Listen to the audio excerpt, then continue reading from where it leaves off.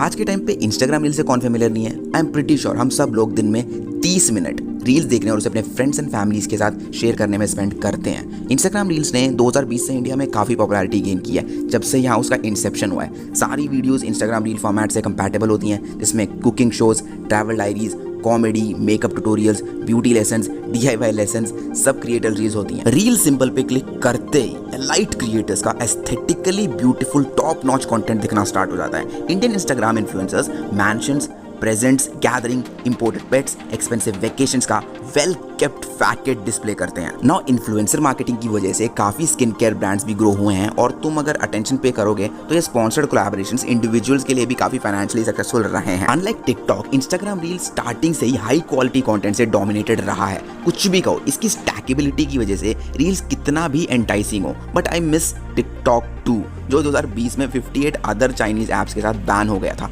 हालांकि टिकटॉक ने इंडिया में अपने ब्रीफ एग्जिस्टेंस से unpolished, inclusive, raw and most complicated content से सोशल मीडिया को डेमोक्रेटाइज करने में हेल्प जरूर की थी। टिकटॉक के सक्सेस के टाइम पे उसके पास 200 मिलियन से ज्यादा सब्सक्राइबर्स थे। ये एक नॉर्मल ऐप के लिए बहुत ज्यादा था, जो रिसेंटली इमर्ज हुआ था जब सोशल मीडिया जायंट्स के पास राइवलरी के लिए कोई रीजन नहीं था। हालांकि वो ऐप कितना ही सिली, अपैलिंग, क्रेजी एंड विटी था, उसके यूनिक डिजाइन की वजह से टिकटॉक ने क्विकली दूसरे सोशल मीडिया ऐप्स को ओवरटेक कर लिया था। फर्दरमोर टिकटॉक के एल्गोरिथम को थैंक्स बोलना चाहिए, जिसने यूजर्स एंड आर्टिस्ट को टिकटॉक कम्युनिटी में अपना जोन डिस्कवर करने का मौका दिया, जो दूसरे सोशल मीडिया प्लेटफॉर्म्स पे हार्डली पॉसिबल था। टिकटॉक कंटेंट के लेटेस्ट बात पे डिसेंट्रलाइजेशन था। काफी वर्किंग क्लास ने पॉपुलर साउंड्स को मिमिक करके फेम हासिल करी थी एंड उनसे उन्हें सिर्फ फॉलोअर्स ही नहीं मिले, रेवेन्यू अपॉर्चुनिटी भी मिली। स्मॉल एंड पॉपुलर क्रिएटर्स जो frequent natural elements, comedy, lip syncing videos display किया करते थे, वो क्रिएटर्स जो नेशन के मार्जिनलाइज्ड एंड डिसएडवांटेज्ड कम्युनिटी से आते थे, टिकटॉक से उन्हें अपनी लाइफ को शोकेस करने का मौका मिला। हालांकि हमने ऐसा कंटेंट देखा जो प्रिविलेज एंड वेल्थ बोस्ट नहीं करता था।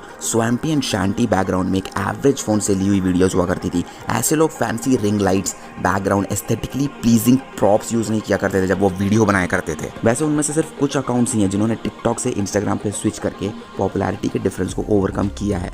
कुछ हैंडफुल ही रेयर अकाउंट्स हैं जो रूरल एरिया से आते हैं, जिन्होंने इंस्टाग्राम के अनपैरेलल्ड एंड परप्लेक्सिंग एल्गोरिथम को मास्टर किया है। नो इंस्टाग्राम प्लेटफॉर्म के एलाइटिस्ट फेवरेटिज्म की बात करें तो हम इस चीज़ को इग्नोर नहीं कर सकते कि यहाँ बहुत सारे लोग हैं जो सक्सेस गेन करना चाहते हैं।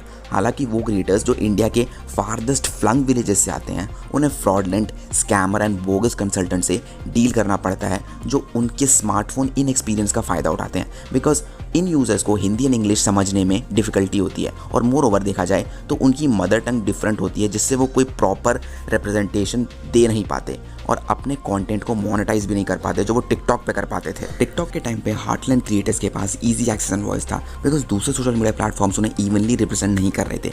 टिकटॉक पे काफ़ी ओरिजिनल वीडियोस डिस्कवर और ऑनलाइन शेयर होने की वेटिंग में थी।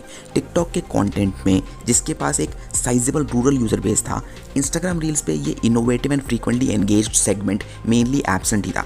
इंस्टाग्राम इंडियन कल्चर में उस सेगमेंट को एंगेज करने में पूरी तरीके से फेल हुआ है। नाउ इस ब्लेटेंट फैक्ट को एडमिट करना ही पड़ेगा कि इंस्टाग्राम फंडामेंटली एक एलाइट ऐप है और ये बिगिनिंग से ही क्लियर था कि जो रॉ, अनअट्रैक्टिव एंड ग्लैम से डिवोइड कंटेंट है वो इसके लिए नहीं बना। ऑनेस्टली बोलूँ तो मुझे समटाइम्स वो क्रिंज टिकटॉक वीडियोस पसंद थी जिनकी एक ब्रॉडर ऑडियंस थी, जो मार्जिनलाइज्ड ग्रुप को वॉइस भी देता था, जो यूजुअली अननोटिस्ड चला जाता था। And let me tell you, Instagram disputes the claim कि वो एक अरिस्टोक्रेटिक प्लेटफॉर्म है। Still early on established creators ने एस्थेटिक ऑफ क्यूरेशन एंश्योर कर रखा है, जिससे वो हाई क्वालिटी कंटेंट नेटवर्क पे पुश कर पाते हैं। फॉर एग्जांपल, इंस्टाग्राम ने कुछ रूल्स पब्लिश किए थे जिनमें उन्होंने कहा था कि वो ब्लरी, वाटरमार्क्ड, बॉर्डरलेस वीडियोस को ऐप में एंडोर्स नहीं करेंगे, जिससे स्टैंडर्ड्स ऑफ कंटेंट की कंसिस्टेंसी बनी रहे। अब इसकी वजह से नेचुरल सराउंडिंग्स आर्टिस्ट की सक्सेस में समटाइम्स बैरियर क्रिएट कर देता है। जैसे महातोस के केस में वो pricey phones and recording equipment में लैग करते हैं। सावित्री महातो ने तो ये भी कहा था कि उन्होंने ये नहीं सोचा था कि उसकी इंस्टाग्राम कम्युनिटी की रीच का पोटेंशियल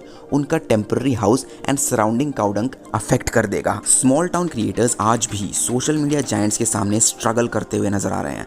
बिसाइड्स, सनातन हमें इस नोशन को अबैंडन करने का अर्ज करे कि तुम वही हो जो तुम्हारा सोशल मीडिया एस्थेटिक्स है। इंस्टेड ये बोलना कि तुम वही हो जो तुम करते हो, ऐसा देखा जाए तो फ्यूचर स्टिल अनसर्टन है। Now you people tell me, क्या इंस्टाग्राम कभी उतना डेमोक्रेटिक हो पाएगा जितना टिकटॉक कभी इंडिया में हुआ करता था? और ये कंसिडर करना कि स्मॉल क्रिएटर्स का अपने वर्क की तरफ faith, despite wage disparity, elitist trolling, bullying, algorithm and technology का चैलेंज एंड फिर Instagram Reels and content creation के रेलम में स्कैमर से डील करना, इन सब चीज़ों का अनफोल्ड होते हुए वेट करना आई थिंक वर्थवाइल होगा। सो गाइस, अगर तुम्हें वीडियो अच्छी लगी हो तो मुझे कमेंट करके बताना which was the best part. And अगर तुमने अभी तक destruction of YouTube in next 5 years नहीं देखी है तो लेफ्ट वीडियो पे क्लिक करो, और मैरिटल रेप पे वीडियो देखनी है तो राइट वीडियो पे क्लिक करो।